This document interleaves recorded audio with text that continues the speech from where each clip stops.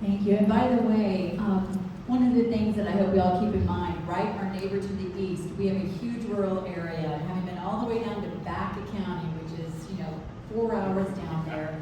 I'm grateful that on the leadership we have Representative Ty Winter from Trinidad, who's phenomenal, Brian Armagos from Berthoud, and because we have to remember, Colorado was founded on our oil and gas, on our amazing agriculture, and having been out there and seeing the boarded up small towns, and I appreciate that, mentioning that as well. That is Boulder and Denver trying to dictate to everyone else in this state how they're supposed to live. And I appreciate that this leadership, even though you all are here other than down in El Paso, in Douglas County, that there is a fight also for our neighbors to the east and our neighbors to the west. So thank you for that. Max, what are you on guard for? You already talked about Tabor. And any gun legislation, right? I mean, we know that's coming back. So actually, speaking of Ryan Armagos, there's some gun legislation that I'm in favor of, right? And this is going to be coming back. And that is, right now, it's not a felony to steal a firearm unless the value of that firearm is over $2,000. I got a closet full of firearms. Now one of them is over $2,000 because I'm a shooter. I'm not a collector, right? So we are going to, Ryan Armagos is going to bring that back. That died in the Senate last year. The comment I know from one of the senators was, we cannot incarcerate this problem away. Again, we got a hard time getting people in jail for stealing guns. And right? they want to penalize the person whose gun was stolen Exactly. instead. Exactly. That is the absolute craziness. Yeah. So I like that, Phil. Thank you. Well, we'll get that back. Because I'm pretty sure, though, that what happens when a firearm is stolen, good chance that it's going to be used in a felony. So let's make that a felony to steal. I'll be brief. Rose, correct me if I'm wrong, but severance tax funds education, which comes from oil and gas. Right. So just to let you know, if we shut down oil and gas, what happens to our education? Because the marijuana tax suddenly has just dissipated. So our governor's done a really great job, and so has the Democrat Party. As a healthcare worker, when February came along, Denver Health was begging us for $5 million. That was in February. We have funded illegal immigrants to come in and just get health care when my single mom friends are paying health premiums and not getting the health care that they need. I am scared to death. I have elderly patients and just saw them today getting denied health care that they paid for. I can't even, if I'm on Health and Human Services again, I don't even know what is going to happen. I expect to see universal health care come back. We've already driven out 4 healthcare companies from our state.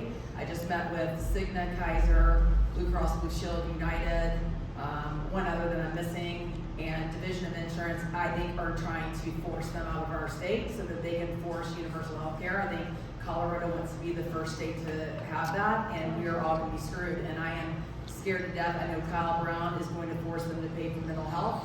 I think that Kyle Brown's going to force them to pay for more substance abuse. I think that Kyle Brown and Judy Mobley is going to force them for obesity without, so they brought a bill last year to force healthcare companies to pay for bariatric surgery and Ozempic. That's $1,000 a month. And I said, okay, do it. And they also need to be going to do a nutritionist, diet and exercise. And they said, oh no, they don't need to do any of that. So that is what your Democrat Party is trying to legislate, and they will force these companies out, and along with that, they will force good doctors to leave our state, and we are going to be in serious trouble. So. Thank you. And these are the type of topics where we want to focus on issues here at Douglas County Citizenry. The dial, the Overton window has moved so greatly when it talks about the overwhelming of bringing in illegal immigrants, overwhelming the hospitals and the schools. That is not in any way accusing someone that's coming here for the right reasons. In fact, they've been sold a bill of goods.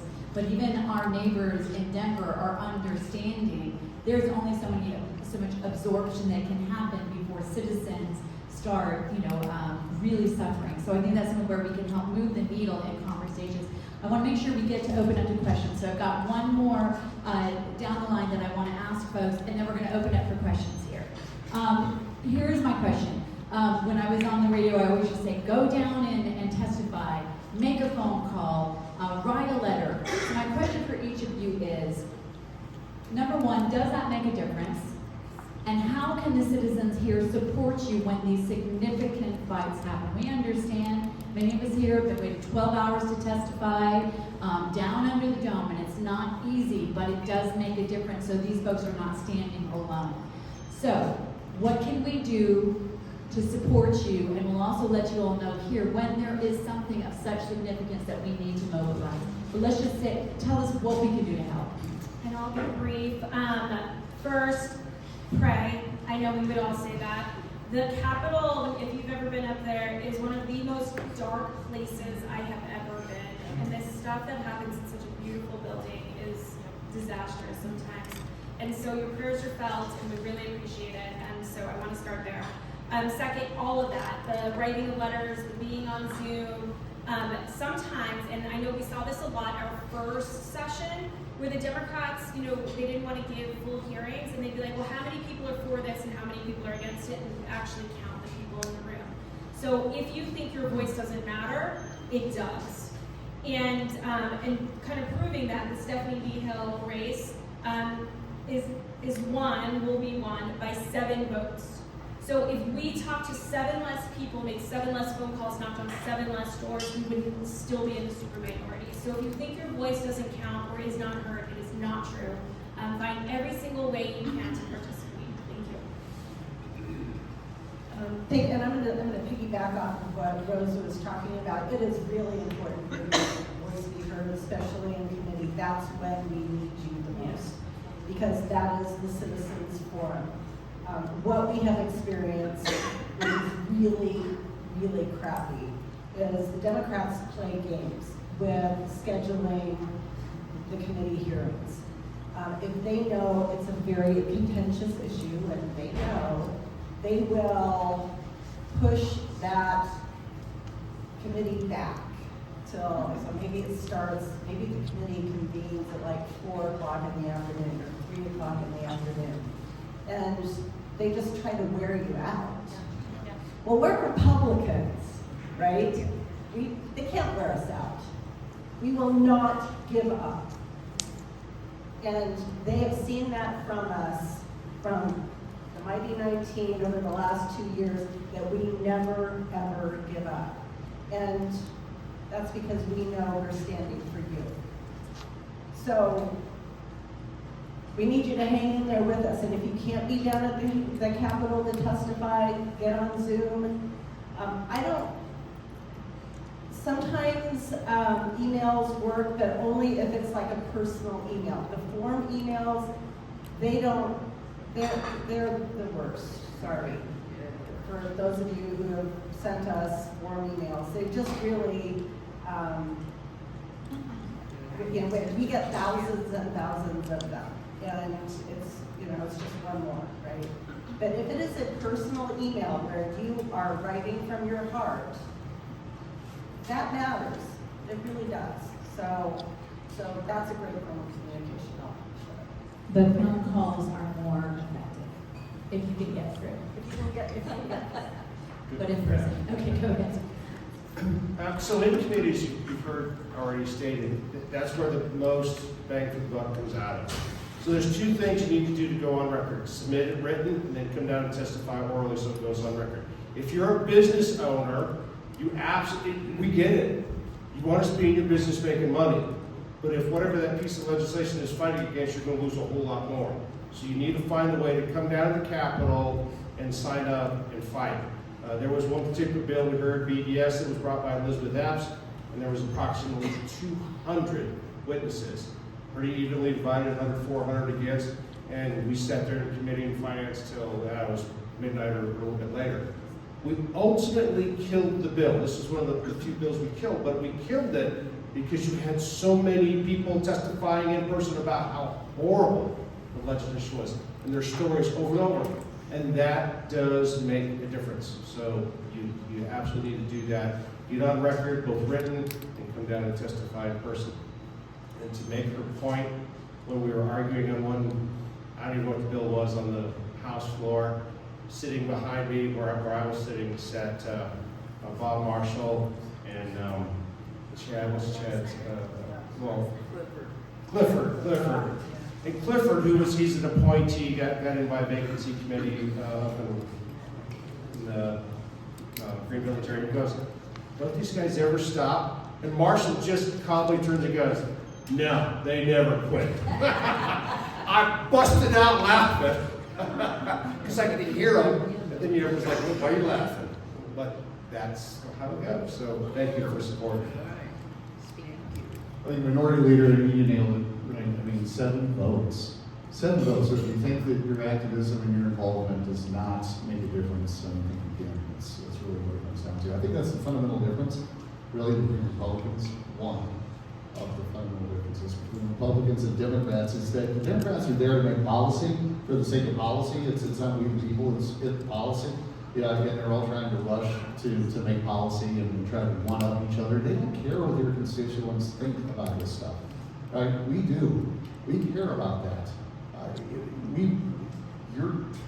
Our job is to make sure that we're listening to our constituents. That's where the policies are coming from. Your job is to make sure you're telling us how you expect us to act, right? And how you expect us to be able to go after the job, because you're the taxpayers, we work for you, so yes, contact us, let us know what's going on, come out and support it, absolutely. Nothing a lot more I can add. I'll just say we are in a war. We are in a war. We are in a war. They are trying to take your children, your grandchildren, your rights, your liberties. And if you don't have time to do that now, then you are never going to have time to do it. We are taking job cuts, financial cuts, losing time with our children because we believe in the state and we believe in this country. And if we didn't, we wouldn't do it. We don't come home till 2 o'clock, 3 o'clock in the morning. And if you didn't see what Donald Trump just did for this country, then you guys have time to show up and testify against horrible gun legislation, against horrible abortion bills, against horrible charter school bills. Like, guys, if we don't have time now, we're never going to have time. Come sit with us in the pews and just say, some positive reinforcement when we've been fighting for 12 hours and say, God bless you guys. Bring us some bagels, some water. Sometimes just seeing a friendly face and saying, God bless you, it reassures us. So it's the people's house. Come down there and hang out with us. And that's all we need sometimes. So come down there with us and hang out with us. Thank you. Cool. Thank you, guys, and we're going to open up for questions in just one moment, but I want to add this. You've heard about what Douglas County Citizenry is about, and I would say none of us are going to agree with one another at all. Too often, we lose our focus and we attack those who are actually fighting for us instead of keeping our eyes on those who are literally trying to take our rights away or the policies they're trying to take our rights away. This is a thankless job. I guarantee you they are not doing it for the money.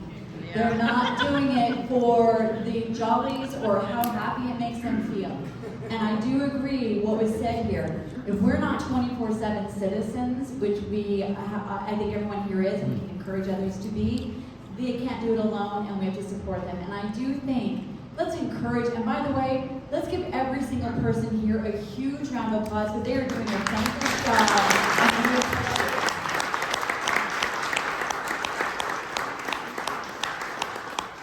All right, and by the way, every one person that makes a phone call or shows up, they think mathematically represents 1,000 people.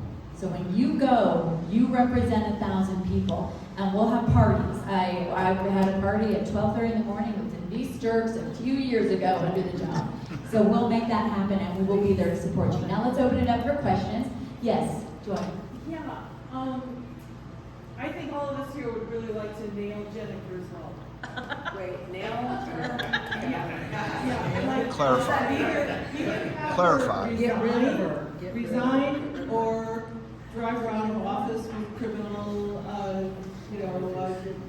prosecution, whatever. And I want to know from Lisa, first of all, what does an audit really mean? How can we be effective in this way instead of just have the Dems, vote down the idea of holding her responsible, which is what they will do. What can we do to help you, and what are the legal options to get rid of her? So first of all, I'd like to say that the Legislative Audit Committee is all powerful. It is not, right? It is, and so the committee itself has just a very small handful of things that it does. One is to approve special studies or special audits. So that's what I'm requesting. Another thing is we review audits that the state auditor's office conducts. We release those audits to the public, and in the case that an auditor resigns, we are part of the hiring committee for replacing the auditor. We do not conduct investigations. The committee itself does not investigate. They don't do anything with criminal matters. There are 3 types of audits that are conducted by the state auditor's office. One is a financial. The other is information technology audits, and the third one is procedural audits, and that's what I'm requesting because it is clear to, I think, anybody who's been paying attention that there are, again, systemic procedural issues in that office. Well, it seems she's violated SB 22-135. That It's is, a felony to release, and that's criminal, and folks need to be camping out on the AG's doorstep for that, because that is not the role of the Legislative Audit Committee. But what we can do is we can audit her, and oh, by the way, this is not a fast process. Audits done by the state auditor's office, and they're an amazing group of people, but they occur at a very glacial pace. So that's just the reality. But what they can do is point out the issues in the office and recommend fixes so this crap doesn't happen again. And by the way, dragging it into the light is a huge part of it. That is accountability in government. So thank you for spearheading getting information out so we can keep the pressure on. Yes, Priscilla, and then over here to Kelsey. Go ahead. Oh, Or you can just speak loudly. I can use my teacher We will voice. just repeat the question. Great to see Brandi, Max, Anthony, Lisa, Rose. I know each one of you personally, you're amazing, and I'm so grateful. I just want to say thank you in front of everybody for the amazing work you've done for us, and I know you put in those hard hours and long hours for all of this. So with abortion being now codified in our Constitution, I feel like we need to move to the next really important issue, which is public education and educational choice. With Trump's goal of dismantling the Department of Ed, if you've already said this, I'm sorry I was late, but what do you see as some potential legislation in order to prepare for some changes in our state around education?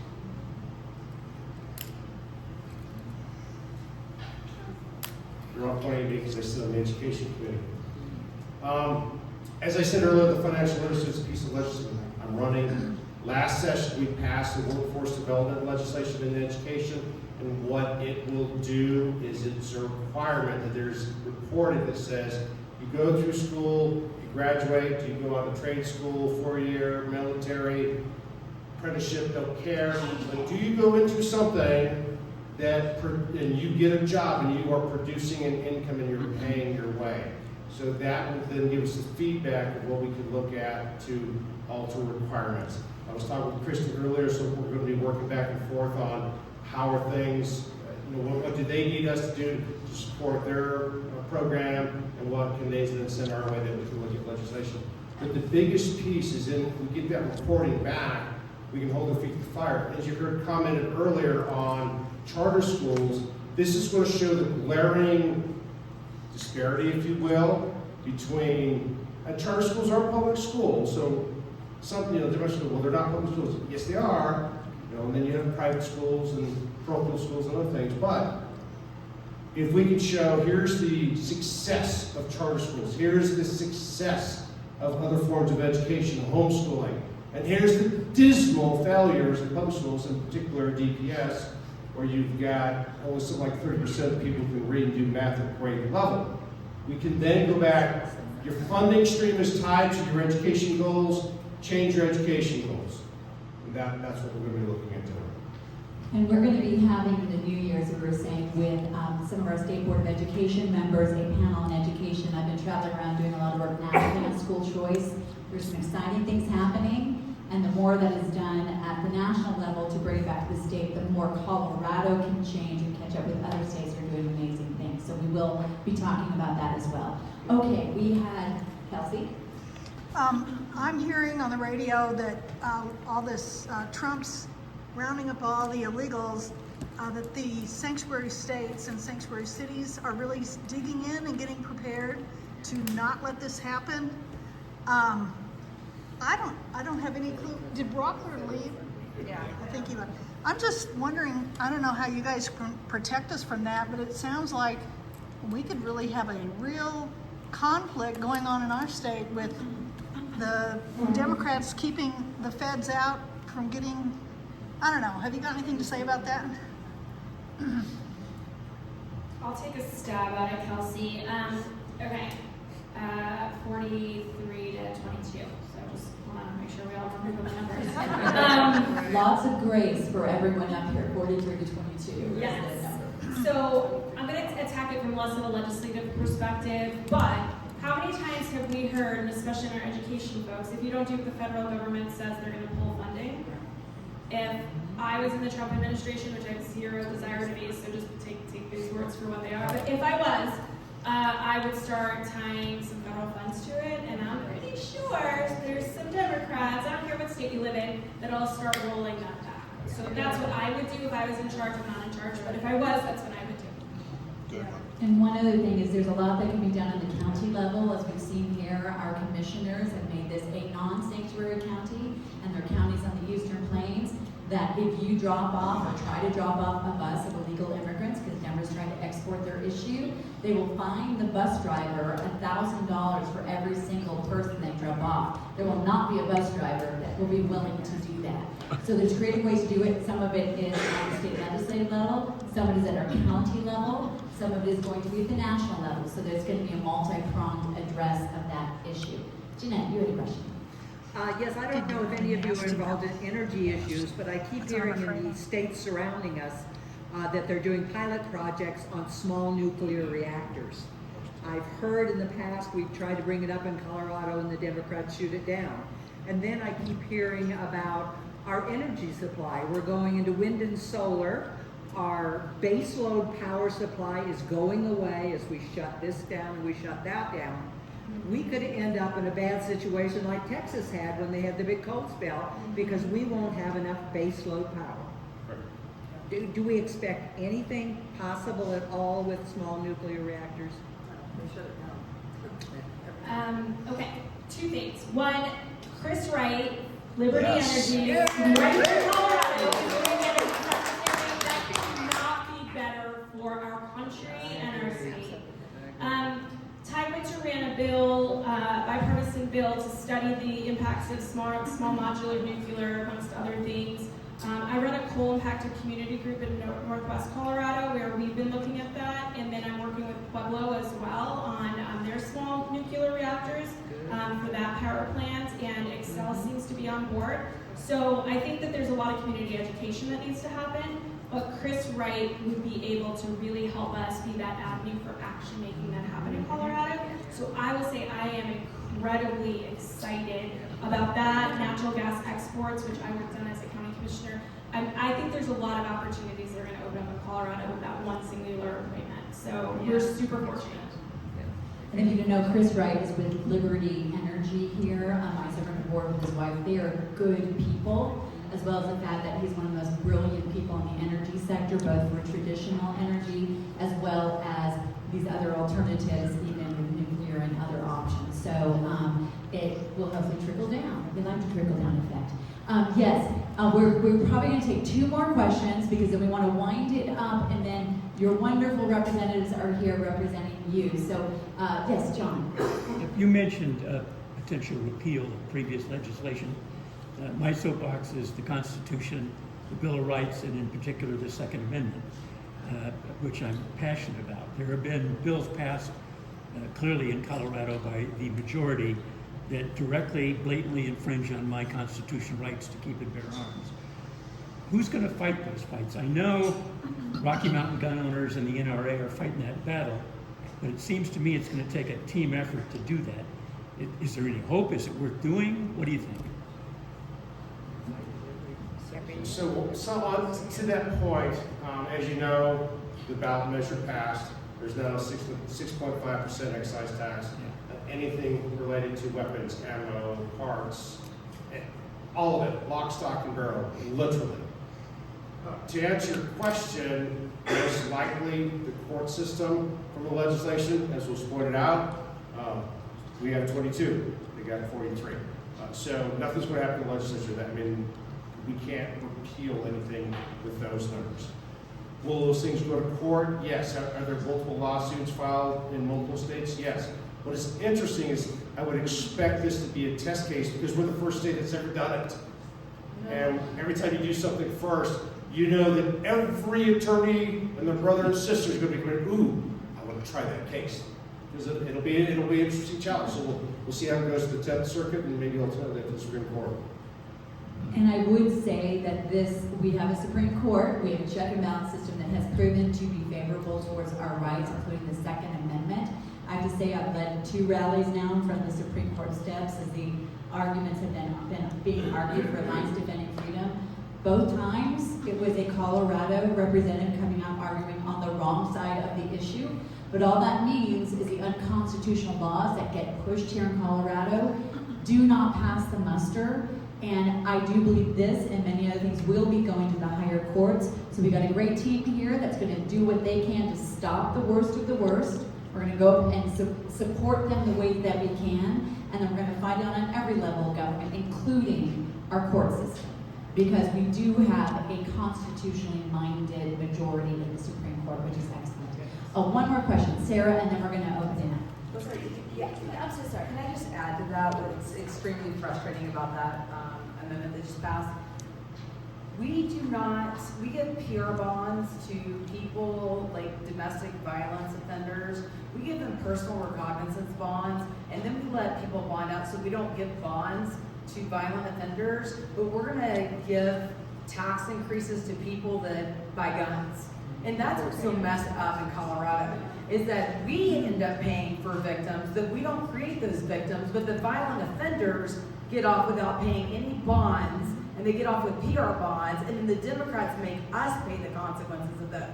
That's what's so messed up in our state. And we've got to say, no more is what we've got to do.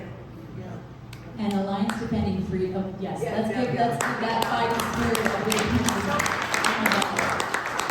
I would say Alliance Defending Freedom, if you do not know them, they are phenomenal. They will try these cases for free because they got amazing donors. And I do believe Colorado's already been the source of a few overturns in the Supreme Court, and will probably be the source of another one until they realize they can't do it. Thank you all for being here, and as we say in DCC, liberty loves company, so we'll see you here next month. Thank you.